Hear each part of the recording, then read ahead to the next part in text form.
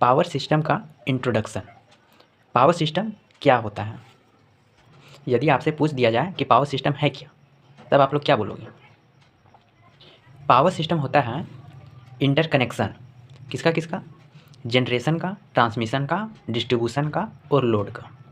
और ये इंटरकनेक्शन जो होता है वो कंट्रोलिंग के साथ होता है। ये इंटरकनेक्शन जनरेशन, ट्रांसमिशन, डिस्ट्रीब्यूशन और लोड के बीच में जो इंटरकनेक्शन है वो कंट्रोलिंग के साथ होता है। और इसी इंटरकनेक्शन को हम क्या कहते हैं? Power system. यानी कि कह सकते हैं it is the interconnection of generation, transmission, distribution and load with controlling. जैसे कि लोगों ने सबसे पहले सोचा कि बिजली बनाना है। इसके लिए क्या किया? जिन चीज़ों से बिजली बन सकता है उन चीज़ों का तलाश किया। पानी से बन सकता है, जहाँ पे पानी था वहाँ पे चला गया बिजली बनाने के लिए। न्यूक्लियर से बनाना चालू किया, हवा से बनाना चालू किया, वाइंड एनर्जी, कोयला से भी बनाना चालू किया। अब जब बिजली बन गया, बनने के बाद इस बिजली को भेजना भी है। जो बन गया बिजली उसको कहते हैं जनरेशन और भेजें उसको ट्रांसमिशन। अब बिजली हमारे घरों पे आ गया, घर के बाहर तक आ गया बिजली। अब उसको क्या करना है? सबके घरों में देना है, घरों में देना है, रिश्तों के यहाँ देना है, पड़ोसी के यहाँ पे देना है, पूरा मोहल्ला में देना है, पूरा गांव में देना है। उसको बोलते हैं डिस्ट्रीब्यूशन। और जो हम लोग अपना घर में बल्ब, पंखा, टीवी, हीटर चलाते हैं वो क्या है? लोड है। इन्हीं चारों चीज़ों का इंटरकनेक्शन कंट्रोलिंग के साथ क्या कहलाता है? Power system. ये चीज़ कैसे होता है इसको अब हम जानते हैं। यहाँ पे हमने सिंगल लाइन डायग्राम बनाया है एसी सप्लाई का, एसी पावर सप्लाई का। हम लोग क्या करते हैं कि सबसे पहले बिजली जनरेट करते हैं। जनरेट हुआ 11 kV में। इस 11 kV को स्टेप अप किया जाता है 765 kV। स्टेप अप करने के बाद आगे सब स्टेशन लगा के इसको स्टेप डाउन करते जाते हैं। सबसे पहले इसको स्टेप डाउन करते हैं 440 kV में, उसके बाद 220 kV में, उसके बाद 132 kV में, उसके बाद 66 kV में, उसके बाद 33 kV में। अब जब 33 kV तक स्टेप डाउन कर लेते हैं उसके बाद यहाँ से 2 वायर निकलता है। एक वायर में रेलवे, कुछ फैक्ट्रियाँ उसको दे दिया जाता है, क्योंकि रेलवे सिंगल फेज 25 kV चाहिए और हमारे पास कितना मौजूद है 33 kV। इसके लिए हम लोग क्या करते हैं कि एस्कॉर्ट कनेक्शन करके रेलवे को 33 kV से सिंगल फेज 25 kV दे देते हैं। रेलवे इस 33 kV को 2 भाग में बांट देता है, एक सिंगल फेज 25 kV और एक सिंगल फेज 25 kV। एक ट्रेन के जाने के लिए वायर हो गया और एक ट्रेन के आने के लिए। इसी प्रकार कुछ फैक्ट्रियाँ जो 33 kV पर काम नहीं करती है या 33 kV पर काम करती है उसको डायरेक्ट दे दिया जाता है। और जो दूसरा kV पर काम करती है, जैसे 23 kV पर काम कर रही है, 22 kV पर काम कर रही है, उसके लिए भी यही किया जाता है, एस्कॉर्ट कनेक्शन कर दिया जाता है और जितना चाहिए उसको दे दिया जाता है। यहाँ पे हम लोगों ने जो सप्लाई दिया इंडियन रेलवेज़ को या फैक्ट्रियों को, उसको कहते हैं प्राइमरी डिस्ट्रीब्यूशन। यहाँ से बिजली का उपयोग होना चालू हो गया। अब यहाँ तो इन लोग को सप्लाई मिल गया, अब हमारे घर में भी सप्लाई चाहिए। और हमारे घर में 33 kV चाहिए नहीं, इसके लिए हम क्या करते हैं कि 33 kV से और एक वायर इधर निकलता है और वो 33 kV को किस में कन्वर्ट करता है? 11 kV में स्टेप डाउन करके। फिर उसके बाद एक ट्रांसफार्मर लगाते हैं और यह ट्रांसफार्मर इस 11 kV को किस में कन्वर्ट करता है? 400 वोल्ट में कन्वर्ट कर देता है। ये 400 वोल्ट आया वो क्या है? 3 फेज है। और यहाँ पे भी आया था 33 kV, ये क्या है? ये भी 3 फेज है। हम लोग को लोड में क्या चाहिए? सिंगल फेज हम लोग को चाहिए, हम लोग को सिंगल फेज मिलता है। और यहाँ पे कितना है? 3 फेज 400 वोल्ट है।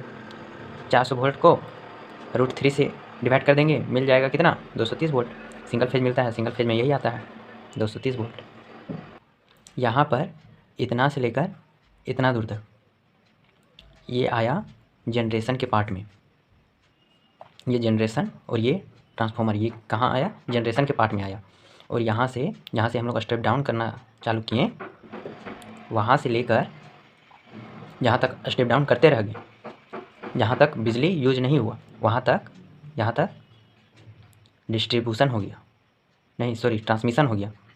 और जहाँ से हम लोग बिजली का उपयोग करना चालू कर दिए, यहाँ से लेकर यहाँ तक ये क्या हो गया? ये डिस्ट्रीब्यूशन हो गया। ये प्राइमरी डिस्ट्रीब्यूशन हो गया यहाँ ये वाला, और यहाँ पे जो लोड में मिला ये सेकेंडरी डिस्ट्रीब्यूशन हो गया। अब मैं आप लोगों को डाउट क्लियर कर देता हूँ, जो डाउट आ सकते हैं यहाँ पे।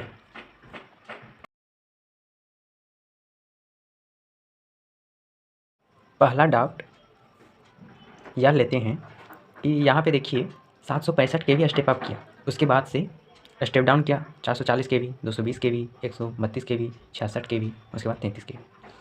इतना जो सब स्टेशन बना करके हम लोगों ने इसको स्टेप डाउन किया है, डायरेक्ट एक ही बार में स्टेप डाउन क्यों नहीं कर देते हैं? एक ही ट्रांसफार्मर लगा देते हैं और डायरेक्ट 765 kV को 33 kV में कन्वर्ट कर देते हैं। ऐसा क्यों नहीं करते हैं? इसका बहुत से कारण हैं। यदि एक ट्रांसफार्मर यूज करते हैं, जैसे कि ये 700 kV यहाँ से निकला और डायरेक्ट यहाँ पे 33 kV हम लोग कन्वर्ट कर लिए एक ट्रांसफार्मर लगा के। इन ट्रांसफार्मर को आप हटा दीजिए, मान लीजिए कि ये ट्रांसफार्मर नहीं है, ये ट्रांसफार्मर है जो 765 kV में बदल दिया 11 kV को। उसके बाद हम लोग यहाँ पे ट्रांसफार्मर लगा दिए जो डायरेक्ट 765 kV को 33 kV में बदल दिया। अब ऐसे में होगा क्या कि यदि फॉल्ट आता है, जैसे यहाँ से यहाँ तक लाइन है और इस लाइन में फॉल्ट आ गया, मान के चलो यहाँ पे कहीं फॉल्ट आ गया, कहीं फॉल्ट आ गया, जैसे कि यहाँ आ गया फॉल्ट।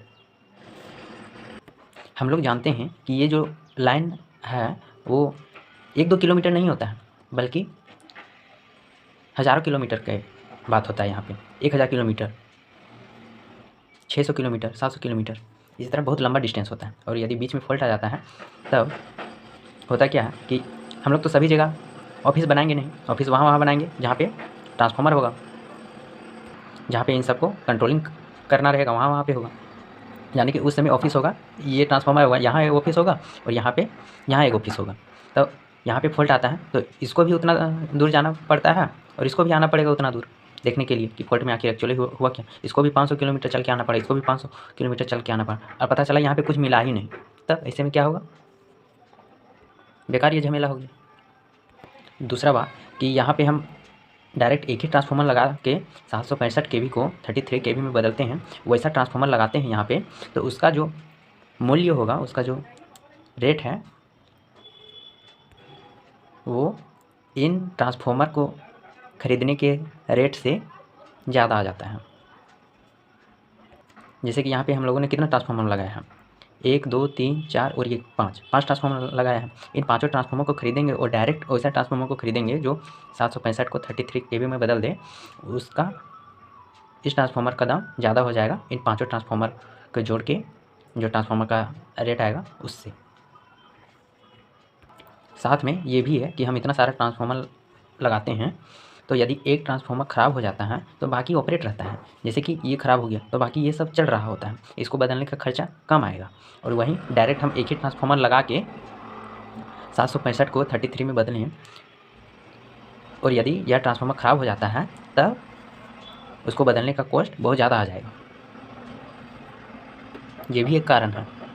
यानी कि जब हम लोग एक ट्रांसफार्मर के बदले ये 2, 3, 4 ट्रांसफार्मर लगा के धीरे धीरे स्टेप डाउन करते हैं तो इससे मैनेजमेंट में आसानी होता है। और साथ में कहीं फॉल्ट आ जाता है तो उसके लिए ज़्यादा दिक्कत का बात नहीं है। यहाँ फॉल्ट आ गया तो ये सब स्टेशन जिसका है वो जाके देख लेगा, ज़्यादा दूरी पर थोड़ी रहेगा, सामने रहेगा। और एक ही रहता तो कितना जाना पड़ रहा है, 500 किलोमीटर, और पता चला कुछ नहीं मिला। यहाँ पे कुछ नहीं मिला तो कोई दिक्कत नहीं, यहाँ पे सामने ऑफिस भी रहेगा। ये पहला डॉट क्लियर हो गया कि इतना स्टेप डाउन करके हम लोग यूज क्यों कर रहे हैं इस पावर सप्लाई को, इसी पावर सप्लाई को डायरेक्ट एक ही बार हम लोग क्यों नहीं स्टेप डाउन कर दे रहे हैं। ये डाउट तो क्लियर हो गया। अब दूसरा डाउट लेते हैं। दूसरा डाउट यह हो सकता है कि जनरेशन 11 केवी करके फिर इसको 765 केवी में स्टेप अप क्यों करते हैं। डायरेक्ट 33 केवी कर देते हैं। यहाँ पे वोल्टेज भी ज़्यादा नहीं है। यहाँ पे कितना था 765 केवी, यहाँ पे 33 केवी। इसको स्टेप अप कर देते हैं 11 केवी से 33 केवी, तो ट्रांसफार्मर भी उतना ज़्यादा बड़ा नहीं लगता। ऐसा क्यों नहीं करते हैं? इसका कारण यह है कि हम लोग जानते हैं कि ये जो ट्रांसमिशन है वो बहुत लंबा है, हज़ारों किलोमीटर का है। हज़ारों किलोमीटर तक लाइन बिछा हुआ है। और साथ में हम लोग ये भी जानते हैं कि जो ट्रांसफार्मर होता है इसको हम लोग कांस्टेंट पावर डिवाइस के नाम से भी जानते हैं ट्रांसफार्मर को। यानी कि जितना पावर इनपुट में होता है उतना पावर आउटपुट में भी होता है ट्रांसफार्मर में, एक आइडियल ट्रांसफार्मर में। और प्रैक्टिकल बात करें तो ये भी इसका जो एफिशिएंसी होता है वो मैक्सिमम बाकी सबसे ज़्यादा होता है। यदि हम ट्रांसफार्मर में वोल्टेज को बढ़ा करके देते हैं तब आउटपुट में क्या मिलेगा, वोल्टेज घटा करके मिलेगा और करंट बढ़ा करके मिलेगा। और इनपुट में वोल्टेज बढ़ा है तो करंट घटेगा, क्योंकि ट्रांसफार्मर में पावर इक्वल होता है, जितना इनपुट में होता है उतना आउटपुट में होता है। यदि इनपुट में वोल्टेज ज़्यादा करंट कम है तो आउटपुट में ट्रांसफार्मर क्या कर देगा, उसको वोल्टेज कम करके वोल्टेज करंट को बढ़ा देगा। और इसके उल्टा यदि वोल्टेज कम करके करंट बढ़ा करके इसको इनपुट देते हैं तब यह उसी पावर को प्राप्त करने के लिए, इनपुट पावर को प्राप्त करने के लिए यह क्या करेगा, वोल्टेज को बढ़ा लेगा और करंट को घटा लेगा। ये वाला ट्रांसफार्मर कौन सा है, स्टेप अप ट्रांसफार्मर है। बाकी सब जगह हम लोग स्टेप डाउन ट्रांसफार्मर लगाए हैं। स्टेप अप ट्रांसफार्मर में क्या होता है कि वोल्टेज को बढ़ा देता है। जैसे कि स्टार्टिंग में वोल्टेज कम है तो वह इसको वोल्टेज को बढ़ा देगा लेकिन करंट को घटा देगा।